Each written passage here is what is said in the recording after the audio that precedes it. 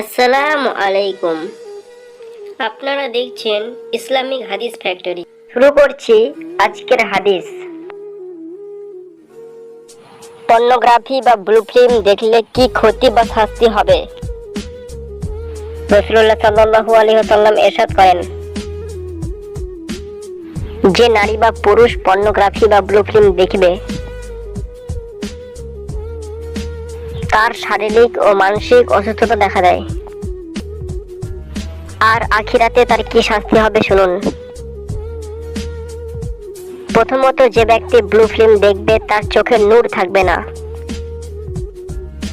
দ্বিতীয়ত, যে ব্যক্তি ব্লু ফিল্ম দেখবে তার ঈমান মজবুত হবে না। তৃতীয়ত, যদি কোনো নামাজি লোক ব্লু ফিল্ম দেখে তাহলে তার নামাজে মন লাগে না।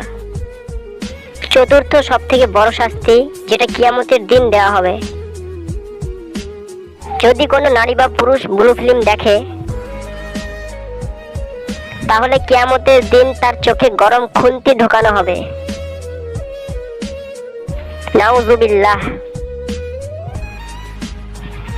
চোখে খুন্তি ঢোকানোর পদ্ধতিটা কিয়ামত পর্যন্ত চলতে থাকবে।